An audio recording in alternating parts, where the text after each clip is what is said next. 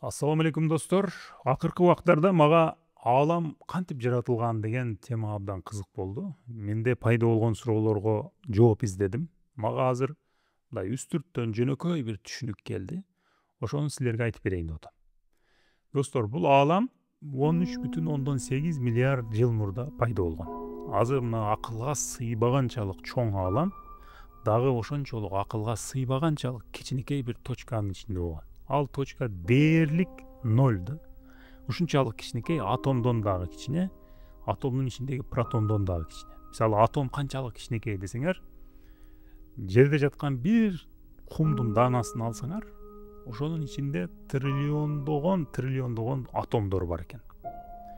Ошо бир кумдун ичиндеги атомдордун саны бүткүл дүйнөдөгү пляждардагы кумдардын баарын жыйсак, ошолордун ар бир кумдун даанасын санап чыксак, ошолордон көп экен да.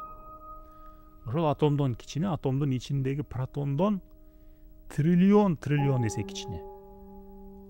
Элестетип атасыңарбы? Ошончолук кичинекей. Бирок анын температурасы дээрлик чексиз эсе жогору жана тыгыздыгы дагы дээрлик чексиз жогору. Ушунчалык жогору температура, ушунчалык жогору тыгыздык, себеби ал ааламдын баарынын энергиясы ошонун ичинде болгон. Аалам азыр биз билгендей абалда болгон эмес. Жылдыздар, планеталар жок. Алар энергия түрүндө ошол кичинекей точканын ичинде болгон. Ошондой абалды сингулярность деп атап коюшат экен. Сингулярность болгондо абдан кичинекей точканын ичинде чоң температура жана тыгыздык болот экен. Ал жерде биздин физиканын мыйзамдары иштебейт экен. Окумуштуулардын эсеби, формуласы ал жерде иштебейт экен. Дагы алар анын ичинде эмне болуп атканын такыр түшүнө албайт экенбиз азыр. Мындайча айтканда, азырынча сингулярность биз үчүн тосулган парда экен. Ошол точка 13,8 миллиард жыл мурда кеңейип баштайт. Чоң жарылуу деп аталат. Бул бомбага окшоп жарылууду элестетпек эле, шардын үйлөнгөнүндөй болуп чоңоюп баштайт. Азыр дагы мисалы аалам чоңоюп баратат. Секунданын мүмкүн 1000 эсе кыска убакыттын ичинде баягы кичинекей точка грейпфруттун размерине чейин келет. Кийин бир канча секунда, минутанын ичинде атомдун ичиндеги курулуш материалдары болгон нейтрон, протон жана электрон пайда болот. Бирок алар кошулуп, биригип атомдорду түзө албайт, себеби абдан ысык. Ошондой абалды, абдан ысык, бирок могул протон, нейтрондордун кошулбай турган абалын плазма деп коет экен. Аалам плазма түрүндө 380 000 жыл жашаптыр. 380 000 жылдан кийин температура бир аз түшүптүр, 2700 градуска чейин түшүптүр. Жана жөнөкөй 2 атом пайда болуп баштаптыр. Гелий жана суутек деген. Атомдор пайда болуп баштагандыгы үчүн алардын арасынан жарык өтүп баштаптыр. Жарык өткөндүгү үчүн азыр окумуштуулар ошол учурдагы жарылуудун чыгарган жарыгын телескоптор менен, белгилүү бир телескоптор менен көрө алат экен. Жана ошолорду көрүп ааламдын өмүрүн эсептешиптир. Эми аны кантип эсептегенин өзүңөр карап алгыла. Мен эмне үчүн атомдор жөнүндө сөз кылып атам? Суутек жана гелий деген 2 жөнөкөй атом пайда болду. Себеби бул атомдор Менделеевдин таблицасы деп мектепте өткөнбүз го. Ошол таблицадагы атомдор, атомдун түрлөрү бул ааламдын курулуш материалдары.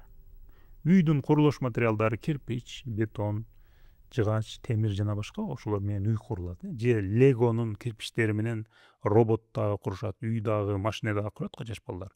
Ошондой эле элестеткиле. Бар жок ааламда эмне бар болбосун, ушулардан гана куралат экен. Бирок алардын бардыгы жок. Азырынча 2 жөнөкөй эле атом бар. Көбүнчө суутек болот экен. Ошо суутектер бири-бирини гравитациялык күч менен тартып баштап, чоң булуттар пайда болуптур. Бул экөөбү тең газ түрүндөгү атомдор экен. Чоң булуттар пайда болуп, бири-бирин тартып, топтолуп баштайт. Ошол булуттар жылдыздар экен. Жылдыздар жерге же айга окшош каттык эмес, газ түрүндөгү жыйын экен. Алар чоңойгон сайын, ошол булут чоңойгон сайын, жылдыздын ортосунда температура абдан күчөп, ал жерде ядролук синтез пайда болот экен. Ядролук синтез деген бир нерсе болот экен. Ал деген ошо суутектердин бири-бири менен кошулуусу экен. Алар кошула деген дагы гелий деген жаңы бир атом пайда болот экен. Ошол процесс учурунда абдан чоң энергия чыгат экен. чыккан энергиянын негизинде жарык жана жылуулук чыгат экен. Ошентип суутектердин кошулуусу менен гелийлер пайда болуп атат.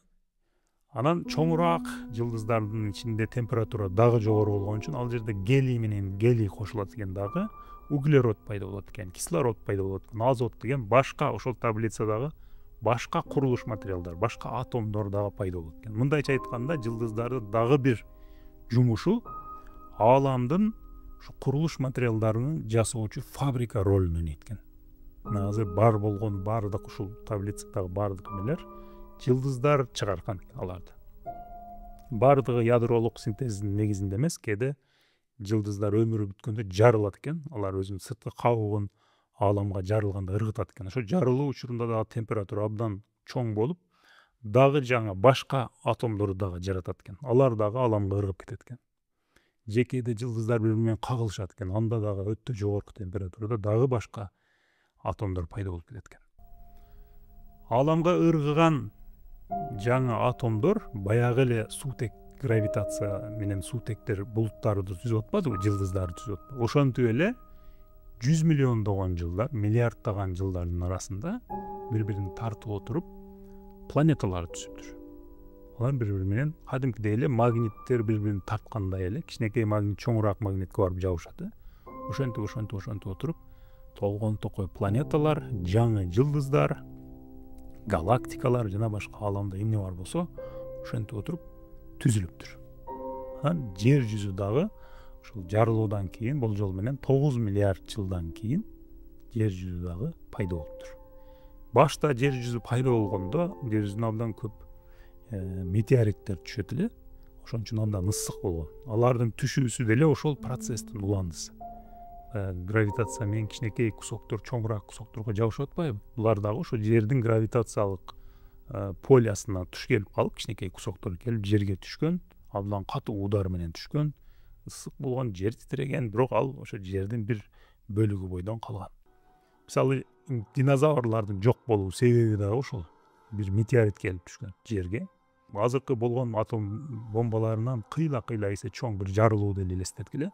Ошондой достор, мындай өтө жөнөкөйлөштүрүп, жана айткандай үстүрттөн түшүндүрсөк, бул ааламдын, планеталардын, жылдыздардын пайда болгон немеси, жолу ушундай болуптур. Азыр мени уккандан кийин силерде дагы толтура соолор пайда болгон болушу мүмкүн. Менде дагы ошондой эле. Азыр мен окуган сайын дагы жаңы суроо пайда болуп атат. Аны окуган сайын дагы, бул окуган сайын чоңоюп кетип аткан бир тема экен. Бул жерде бир нерсени үйрөнгөн сайын эч нерсени билбегендигиңди түшүнөт экенсиң да.